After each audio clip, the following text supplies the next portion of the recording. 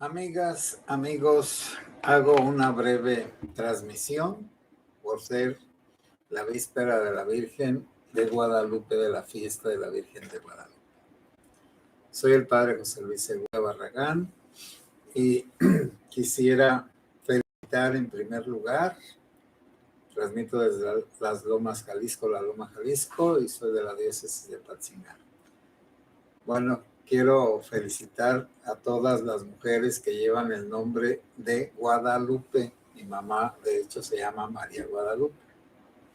Pues la felicito a mi mamá y a todas las señoras, las viejitas, las niñas, las adolescentes, las jóvenes, a todas quienes llevan el nombre de Guadalupe, especialmente las que están más enfermitas y más abandonadas de sus propias familias.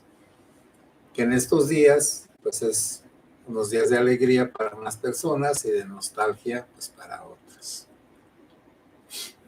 ¿Qué pienso del culto a la Santísima Virgen María de Guadalupe? El padre Blas, que en paz descanse, que estaba en La Ruana, decía que La Ruana no era cristiana, que era guadalupana. ¿Y por qué decía eso el padre Blas? Pues lo decía porque el padre Nico, que todavía vive, implantó un novenario a la Virgen de Guadalupe muy temprano, a las 5 de la mañana, a las 4 o 5 de la mañana. Y curiosamente, la gente se levantaba a esas horas. Naturalmente que también lo hizo, porque antes había corte de algodón y se levantaban también temprano para ir al corte de algodón. Así que se anticipaba para que fueran a rezar el rosario y ya se quedaban a misa, bueno, y la mayoría no, y se iban a sus casas o a sus trabajos, a ordeñar también. Y esa tradición se quedó ahí en La Ruana, de tal manera que ahora no sé a qué horas, pero en un tiempo que estuve era a las 4 de la mañana, a las 4:30, se hacía el rosario y un gentío, y en algunas ocasiones pues muy ordenado, muy en silencio, todos participaban. Naturalmente que después de terminar el rosario, llegar la peregrinación ahí al templo, pues ya todos se iban. Naturalmente que fueron cambiando las cosas, según desde hace 37 años que estuve ahí con el padre Nico por primera vez, a nuestros días, que ya es totalmente contrario. Es decir, aquella fe sencilla y aquella devoción y aquella, vamos a decir, alegría cristiana, pues ya está muy rebajada por músicas, borracheras, fumadores de marihuana y ahora no sé si de drogas, pero por lo menos la última vez que estuve ahí, los que tocaban las campanas pues nos iban enervando a todos por el camino porque se fumaban unos cigarrotes de marihuana que echaban unas chispas muy grandes y pues a los demás nos daba también nuestros toquecitos de la marihuana. Bueno, esa es mi experiencia, vamos a decir así en general. La devoción a la Santísima Virgen de Guadalupe es algo especial, algo diferente a todas las demás cosas que tenemos. También lo que me llamó la atención es que por estos rumbos de tierra caliente, como no llueve y como hace mucho calor, los altares a la Virgen de Guadalupe pues a la intemperie, por fuera de las casas, y también me ha llamado mucho la atención ese respeto hacia los altares, que no va nadie a destruirlos, ni los apedrean, ni nada. Bueno, ¿cómo nació esta devoción? Bueno, miren, me voy a basar en un libro que es una joya verdadera. Se llama Tonantzin Guadalupe, Pensamiento Náhuatl y Mensaje Cristiano en el Nican Mopohua. Es de un gran escritor mexicano, no sé si ya murió, creo que sí, Miguel León Portilla. Está en el Fondo de Cultura Económica. Este es un libro inapreciable para distinguir el mensaje cristiano dentro de la narración de las apariciones de la Santísima Virgen María. También me llamó mucho la atención cuando leía sobre estos temas un libro de El Guadalupanismo Mexicano de Francisco de la Maza. Francisco de la Maza es un gran estudioso y que demuestra que el pueblo mexicano es guadalupano y que aquí, independientemente ya de que si haya evangélicos o incrédulos o ateos, que la fe en la Virgen de Guadalupe es lo que, como el corazón de la fe de los mexicanos, y que la Basílica de Guadalupe, la antigua y ahora la moderna, allá en la Ciudad de México, es como el vientre del que salen todas las bendiciones hacia todas partes. Ahí se nace el guadalupanismo y que ha llegado a todos los lugares. Eso sería como la historia, como la justificación. Me dirán ustedes, padre, y aparte los protestantes que dicen que la imagen de la Santísima Virgen de Guadalupe es el demonio, ha habido otros que han estado en contra, o religiosos u obispos o quienes en contra de ese culto. Sí, sí lo ha habido. Al principio, desde Juan de Zumárraga, que no dice nada, ni bueno ni malo, que fue al que, según el relato que escribió un antiguo noble indígena, Antonio Valeriano, allá por 1556, como unos 25 años después de la aparición de la Santísima Virgen María Juan Diego, escribió una narración en náhuatl, que todavía existen copias de esa narración, porque pues, es muy antigua, que está en náhuatl. Precisamente este señor León Portilla, el doctor, fotocopió uno de los antiguos manuscritos que está en Nueva York, y de ese hizo una nueva traducción. Aquí nada más les muestro pues una página. Naturalmente que para leer esas letras y ese idioma pues se necesita saber náhuatl y también pues leer esta letra de doctor, que es especialmente pues una ciencia. Por lo tanto, la creencia en la Santísima Virgen de Guadalupe no es una invención de los curas, porque les estaba diciendo que precisamente el encargado de los franciscanos de aquí, que se llamó Francisco de Bustamante, él era enemigo del culto a la Virgen de Guadalupe. Enseguida lo voy a decir por qué. Y también Fray Bernardino de Sahagún, un gran religioso, historiador y escritor, que tiene muchas obras sobre los indígenas, pero ya cuando estaba viejo condenó el culto a la Virgen de Guadalupe. Bueno, primera cosa, por ser ellos españoles. Eso también influye en nuestra fe. ¿Cómo iban los españoles a creer que la Virgen María, la Virgen Santísima, se le había parecido a un indígena ignorante, neófito? Neófito quiere decir que es nuevo en la fe. Esa es siempre la envidia y en cierta manera el desprecio de los soberbios con los humildes. Bueno, entonces no fue una creación española, porque los primeros religiosos y obispos como Juan de Zumárraga no le hicieron propaganda a esa devoción. Los españoles tenían a su Virgen de los Remedios, su santo. Dejó Hernán Cortés el estandarte de la Virgen de los Remedios que traía desde España. Allí está, ahorita no recuerdo dónde está el santuario, he ido a visitar ese santuario. Por supuesto que ya está todo desconocido, porque desde la independencia para acá, bueno, desde antes, pero de la independencia para acá, el santuario de nosotros, los mexicanos, es el de la Virgen de Guadalupe.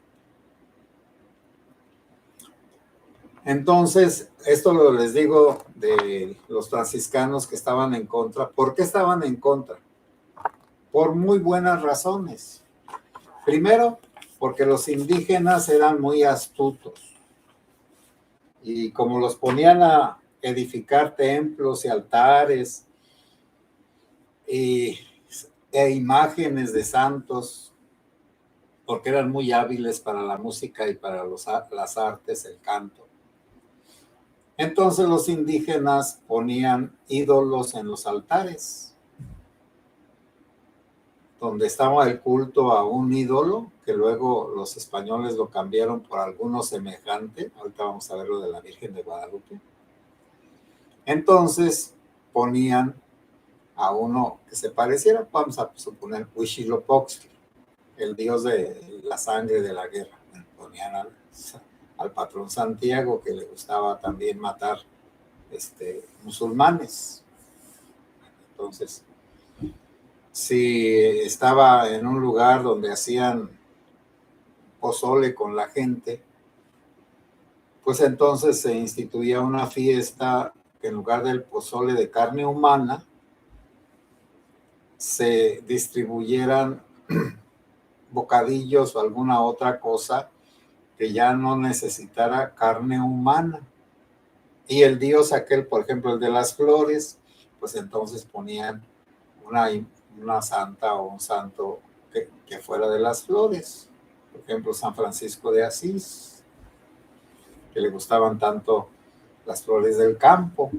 Si en alguno de los lugares estaba un ídolo sobre la música de los indígenas, pues ahí ponían a Santa Cecilia.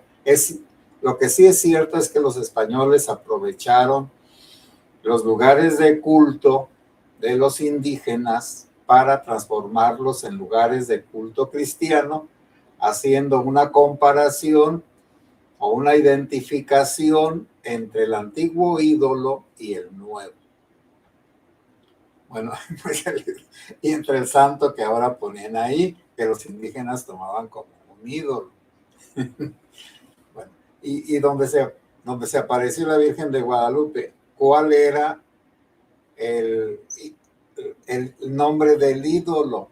Tonantzin, que quiere decir nuestra madre o madre nuestra, o la madre de todos los dioses, o la madre de Dios. Entonces, fíjense ustedes cómo ese lugar se prestó para que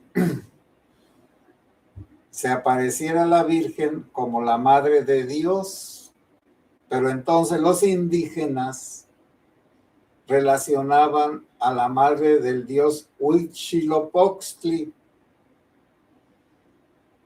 que en sus leyendas decían que esa señora, bueno, esa diosa señora, pues, primero, bueno, sí ya era señora, que andaba barriendo en una parte y cayó una pluma.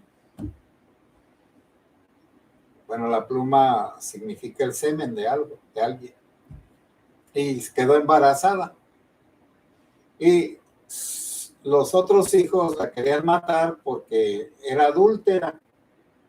Algo así como los judíos que si hubieran sabido que la Santísima Virgen María estaba embarazada sin que José fuera el padre del niño, la hubieran asesinado sus hermanos. Y da la casualidad que cuando nació el Huitzilopochtli, les pudo a todos, los venció. Una referencia es que una vez que nació Jesucristo de la Virgen, y que también cayó una pluma del cielo, que en este caso es el Espíritu Santo, entonces Cristo venció a todos los ídolos y a todos los dioses, porque Él es hijo de Dios, el único hijo verdadero de Dios. Y su madre, la Virgen María, es la madre de Dios. también me van a decir, oiga, pero eso está muy burdo, porque decimos Madre de Dios, pero nada más Madre de Jesucristo, porque la Virgen María es hija de Dios Padre, no es madre del Dios Padre. La Virgen María no es madre del Espíritu Santo, es esposa del Espíritu Santo.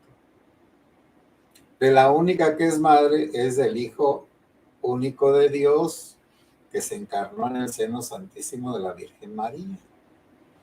Entonces, la Santísima Virgen María no es madre de Dios, no, porque no es madre de la Santísima Trinidad. Es madre de una de las personas de la Santísima Trinidad que bajó del cielo y se vino a la tierra y se hizo hombre como nosotros. Pero entonces, ¿cómo le decimos adiós, Reina del Cielo? Pues por esa transferencia burda entre la creencia de los indígenas y la creencia de los católicos sin preparación. Y precisamente por eso fue tan fácil que aceptaran, bueno, esa es una cosa.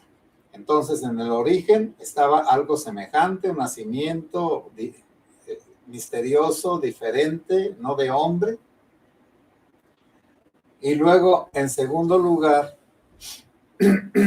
está que esa madre, aquella que era la madre del Dios guerrero, ahora se volvió la madre del Dios misericordioso.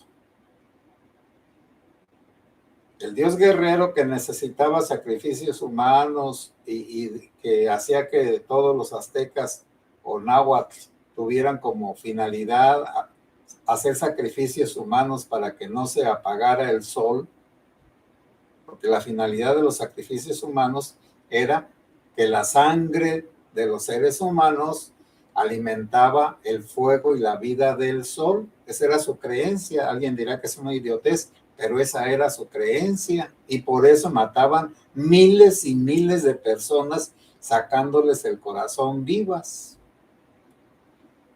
Ahora, la Virgen María, que es la Madre de Dios, que no exige sacrificios humanos, sino que más bien viene como indígena. Ahora, si Cristo se hizo hombre, la Virgen María se presenta como una indita. Se rebaja o eleva a los indígenas a ser superiores a los españoles, en el sentido de que solo aquí se apareció la Virgen María de esa manera. Y fue en figura de indígena. Por eso los españoles pues no pudieron acabar con esta fe, porque precisamente el que la Virgen María, la Virgen de Guadalupe, fuera indígena, es la que luego la tomaron como Fray Servando Teresa de Mier, diciendo que había venido el apóstol Tomás acá a evangelizar América y que se había traído esa imagen de la Virgen, o que aquí la hizo o que aquí apareció, y entonces ya era muy fácil decir que la Virgen de Guadalupe estaba en contra de los españoles, que así fue y así es. Entonces los malos mexicanos creen que la Virgen María se va a pelear con protestantes y con aquellos y con aquellos. Más bien, los malos creyentes son los que tienen odio a la Virgen María. Pero ese es un problema de los que tienen el odio. La Virgen María no ha venido a golpear a nadie, a insultar a nadie, ni a empujar a nadie. Lo que vino a hacer fue a presentar la cara maternal de Dios. Y los indígenas lo entendieron perfectamente y abandonaron aquella Hernán Cortés y tomaron como a su protectora a la Virgen de Guadalupe. Y en nuestros días, pues ya sabemos que la Virgen de Guadalupe es la mera mera. Bueno, dos enseñanzas podemos tener. Primero, que no puede ser una invención de los españoles para convertir a los indígenas al catolicismo, porque era en contra de ellos mismos que al final produjo la independencia de México, y lo entendían perfectamente. Por eso les estoy diciendo que estos dos franciscanos, Francisco de Bustamante y Bernardino de Sahagún, del tiempo de las apariciones, estaban en contra de ese santuario, el santuario de Guadalupe. Y la otra enseñanza es que la Virgen de Guadalupe no nos autoriza a pelearnos por ella con nadie. Porque así como Cristo le dijo a San Pablo, no des patadas en un clavo, porque el clavo te va a agujerar la suela de los zapatos o la sandalia y te va a herir. Así también acá, no insultes ni critiques a la Virgen María, porque tarde o temprano el hijo de la Virgen María te va a dar un sopapo en el hocico. Porque ¿quién quiere que le insulten a su madre? Solo una gente mala. ¿Y quién insulta a la mamá de su ídolo? ¿O a la mamá de su Dios? ¿O a la mamá de su patria? Por eso el bulto, el cabecita de algodón o de pañal, quiere terminar, bueno, se apropió del nombre de Morena. ¿Cómo va él a ser un promotor de la Santísima Virgen María si es protestante, si es ateo, si es mentiroso, si es creído? Por supuesto que no, pero él se robó el nombre de Morena. Bueno, ya no les digo más, que de todas maneras, miren, en estos días hay que estar pues contentos, felicitar a quienes se llaman Guadalupe, ya sea hombres o mujeres, porque también hay José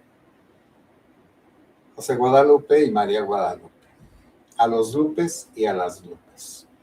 Bueno, amigas y amigos, les di un poco de explicación del origen de la devoción a la Santísima Virgen María, de su triunfo de la Virgen María de Guadalupe, y de que como ahora nos queda como última instancia, porque ya nos han abandonado todos los que deberían de protegernos, nos han abandonado. Así que ahora estamos como los indígenas en tiempo de los españoles. Nosotros, la gente de bien, somos los indígenas, y los españoles pues, son todos los malhechores, el gobierno y demás, que nos hacen males, que abusan de nosotros, que nos roban, que nos matan, que nos desaparecen y que quieren que nos callemos. Buenas noches. Bueno, siempre se me olvida, pues, estoy trastornado, pero ya a veces vuelvo en mí mismo. No, buenas noches, no. Malena Orduña, saludos, Padre José Luis, saludos, Malena. Rosa López, buenas noches, Padre José, feliz día para todas las Guadalupes, que tenga un bonito día, ustedes también. Curly, buenas y bendecidas noches, y Curly saluda a Malena, saludos de parte de Curly. Y ya Malena pone una carita de sonrisa, de agradecimiento. Curili, hola. Liliana, hola, saludos. Malena Orduña, su carita también de felicidad. Raúl Campo Pérez, saludos, padre, desde Guadalajara, que Dios lo bendiga. Saludos, maestro Raúl. No desde Tonantzin por sincretismo. Bueno, miren, nuestra fe católica, que ya tiene más de 2000 años o 2000 años, ha adoptado muchos símbolos paganos, haciéndolos cristianos, desde el nacimiento de Cristo, el 25, todas esas cosas. Pero eso es inútil, porque ¿De qué le sirve? Es decir, ¿para qué le serviría a una persona saber la historia de la arquitectura? Y desde allí decir que los edificios de ahora están mal, pues no. Si los griegos tuvieron un gran arte para la arquitectura y hermosísimos edificios, y si los egipcios hicieron sus pirámides, y si aquí los indígenas también las pirámides, y si en otros pueblos pues estatuas, sus templos, como en Japón, como en China, la ciudad prohibida, pues eso no tiene nada que ver. Ahora, lo que sí podríamos decir es que en lugar del sincretismo, bueno, ¿qué quiere decir sincretismo? Que se junten muchas creencias para hacer una nueva, o que una que ya está se revuelva con las otras creencias sin ningún criterio, sin ninguna forma de colar lo que está bien y lo que está mal, simplemente porque sacó la palabra sincretismo. Pero ahora, en lugar del sincretismo, es el comercialismo. Y otro día tocaré, pues, no, el tema del sincretismo. Liliana B., el Nican Mopowa, aquí se narra así. Lo más importante de las apariciones es el mensaje. Sábelo, ten por cierto, hijo mío, el más pequeño, que yo soy la perfecta, siempre Virgen Santa, María, Madre del verdadero Dios por quien se vive. El creador de las personas, el dueño de la cercanía y de la inmediación, el dueño del cielo, el dueño de la tierra. Mucho quiero, mucho deseo que aquí me levanten mi casita sagrada. Sí, así es. Precisamente en la introducción a este libro, bueno, ya voy a como a extenderme pues más del ordinario. Trae una cita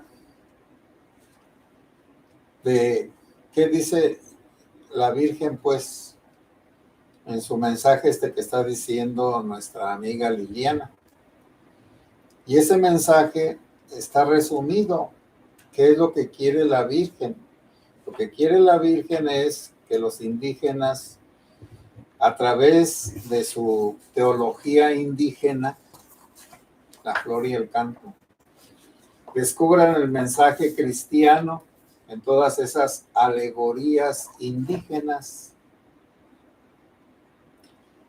Por eso es bueno, sí, saber todas las cosas que estamos diciendo todos, lo que estamos pues intentando hablar aquí. Les digo que me voy a extender pues más, pero les voy a decir la cita. Mucho quiero yo, mucho así lo deseo, que aquí se me levanten mi casita divina, donde mostraré, haré patente, entregaré a la gente todo mi amor, mi mirada compasiva, mi ayuda, mi protección. Porque en verdad yo soy vuestra madrecita compasiva, tuya y de todos los hombres que viven juntos en esta tierra, y también de todas las demás gentes que me amen, me busquen y confíen en mí. Bueno, esta es una cita textual del Nican Mopowa. Bueno, ya ahí no me extenderé. Luego,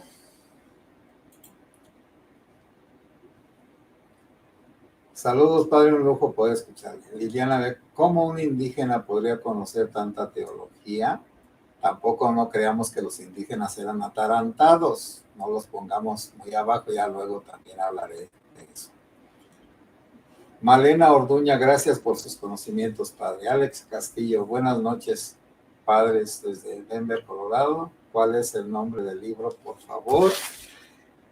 El nombre del libro es Guadalupe, Pensamiento Náhuatl y Mensaje Cristiano en el Nican Mopowa.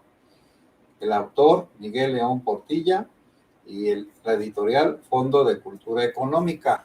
Lo voy a volver a poner aquí. Creo que ahí se ve perfectamente. Y el Fondo de Cultura Económica es, ay, es que acá no veo, es este.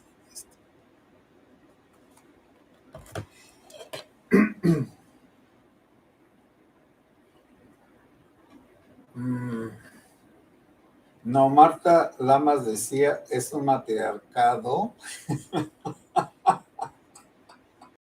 Luego también hablaré de eso. Sí, México es un mandilón que necesita de una madre, porque padre no tiene, porque los españoles son nuestros padres y los hemos aborrecido por por el complejo de Edipo.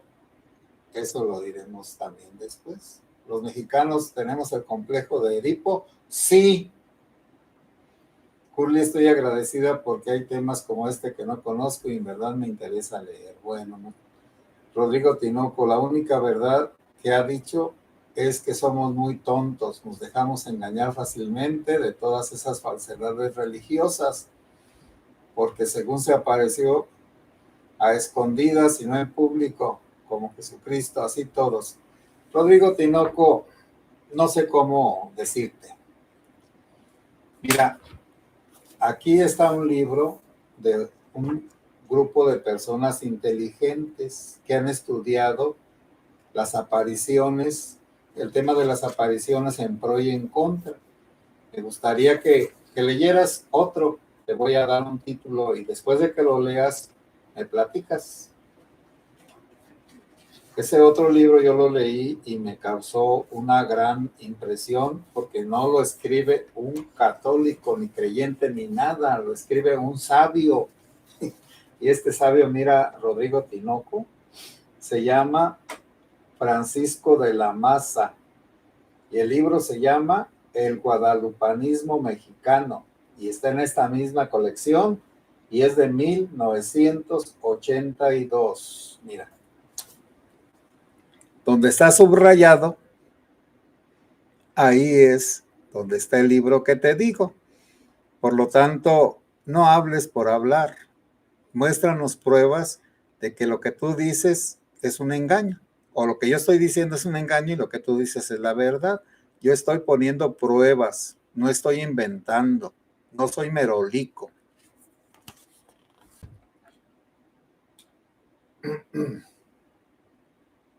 Bueno, déjenlo, ¿a qué viene? Pues a eso, a mostrar que no sabe nada, pero pues ni modo, pues ¿qué le hacemos? Con una piedra no se puede platicar, pero a lo mejor sí. Gracias por el dato, muchas gracias. Estrés postraumático a nivel nacional, bueno, no, no, no, Liliana, manipulación de la historia. Curly, aplausos, padre. Sí, pues, es que, bueno, ya lo dejo, pero los masones fueron nuestros maestros antirreligiosos mucho tiempo, y ese tema ya no lo voy a tomar porque está pues ya muy extenso el tiempo, pero luego traeré eso que les digo.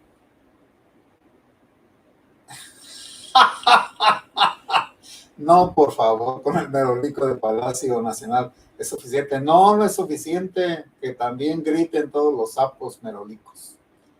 Armando Bebe, mexicanos hay que vivir mejor, sí.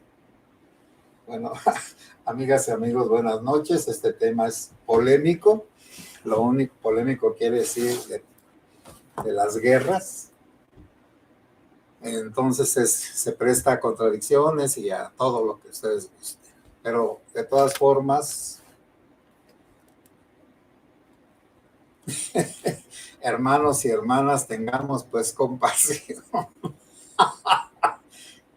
Mira, José Carlos Cruz Velasco, ya nadie sabe lo que es una anigua. Eso lo sabemos los que tenemos más de 60 y tantos años. Bueno, amigos y amigas, buenas noches. Disculpen que me esté riendo, pero con eso de la anigua me recordó que eran las niguas. Ustedes no saben qué era eso.